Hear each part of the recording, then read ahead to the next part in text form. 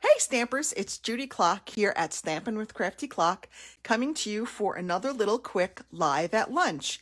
And this week I am featuring the Pretty Pillow Box dies. And I'm going to show you two ways to kind of use them. So this is the first way. This is as it's supposed to be made, into a little pretty little pillow box.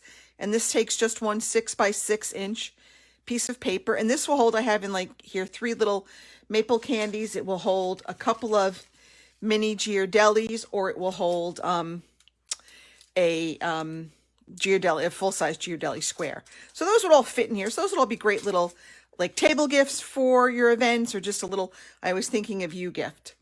The other way is to just leave it flat, and then to just put a little bit of glue along the sides, and then you've got a cute little container for your gift cards. And I would just kind of seal that up and maybe put a ribbon around it. So that's the other way. If you just leave it flat, and even though it's got like the embossed lines on it, you would still be able to use that as just a little gift card holder. So here's what you get. There are, let me see, 11 dies in here. And I did not buy the matching stamp set because I didn't really need it, but I just wanted the pillow box dies. So you get the pillow box die that when you cut it, it gives you, the little shape. So I just took one plain old 6x6 sheet of paper, and I ran it through my die cutting machine twice, only because when I did it once, it was very hard to see these lines on the side here. So that is why I went and ran it through twice, so that I could really see those score lines on the side. You know, you might only have to do it once. Just check with it and play with it. My thing keeps falling. Bear with me for 1 second.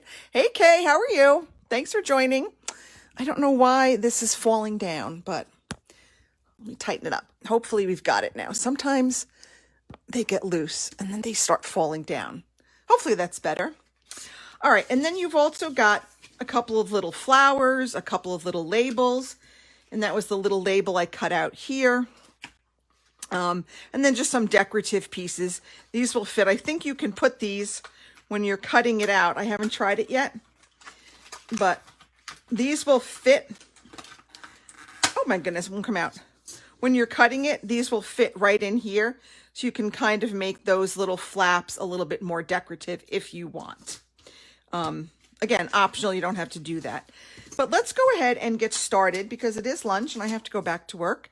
So again, a 6x6 piece of paper, the pillow box die, and you'll end up with a piece that looks like this. Now again, I ran mine through twice so that I could make sure that those side score lines were visible and easy to fold on. Now, if I wanted to do a gift card holder, I would just fold it like this. I would put a very tiny little bit of glue just along this outer edge and fold it up.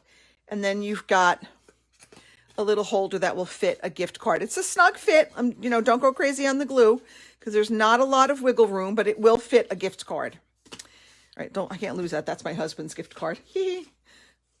All right, then if you want to make it into the pillow box, you just got to fold it along these little score lines here. Okay, and this is the part that it's a little bit tricky because sometimes the paper, and it definitely works. I found it works better with the DSP than cardstock, but it could have just been me. You know, I wouldn't discount operator error because we all know that there's a lot of operator error with me. Where are you watching from today, Kay? I am in Middletown, Virginia. It is sunny. It's a beautiful day. The weather is fabulous. And you know what the best part is today? When you realize your Monday is really a Tuesday. So yahoo for short work weeks. Okay, so now that we've got those folded, now I'm just going to put a little bit of liquid glue on these tabs. I'm going to fold it up so that the tabs from the front are now facing the back. I just liked it better that way than when the tabs from the back are facing the front. I don't know. It's just a personal preference. I don't really think it makes a difference. I really think it just comes down to what your personal preference is. And I guess you could use Stampin' Seal if you want. I just prefer the liquid glue. I think on a project like this, it gives you those couple of extra seconds when you're trying to really get something in place to give you a little bit of a margin for error, because you really got to make sure that you get this lined up correctly. I can't tell you how many I did where I didn't line it up correctly. But, you know, it's all a learning process, right? Okay. There we go. So then, you know, just, again, it doesn't take long for the glue to sort of, the liquid glue, a couple of seconds, you know, 5-10 seconds, just kind of hold it in place, and it hold really fast. And then you can put in, like I said, it will hold. You could probably maybe even fit 2 full-size Ghirardellis in there. I only had 1, but I can fit a full-size and a mini one in there. And then you just fold the top down. Again, be gentle. It you know, because it is like a 3-dimensional object, you know, so sometimes it takes a little bit of finesse. And then I cut another little tag. And I'm actually going to use these as table gifts for my upcoming Stampin' Bingo. So I need to make like 9 of these. So I'm going to use all of our new in colors. And then I'm going to stamp. This is from, it says For You. And that is from the Santa Paws. I'm sorry, the Sweet Little Stockings gift set. Stamp set. I just needed a little For You. So I just pulled that out of this one. So, you know, don't be afraid to mix and match, you know, your stamp sets and your dies and your projects. As long as you have them, use them. Okay, so I have just a little For You. Now, I did seal this. I did put a little teeny bit of Stampin' Seal right there to hold it. I'm going to put a little tiny bit of Stampin' Seal there. And then we're going to hold it down. And then, when I have my little For You gift tag, I'm going to come back in with some of my ribbon. I'm going to have some, I just need a little piece, probably about 4 to 5 inches of ribbon. So I'm going to cut that in half. And then are you from Wisconsin? It's storming there? Wow. Like rainstorms. I hope that you guys are doing okay and not getting a lot of bad weather. We had I guess Saturday? No, not Saturday. Last Wednesday, I guess we got the remnants of Ida, and man, oh man, it came down fast and furious.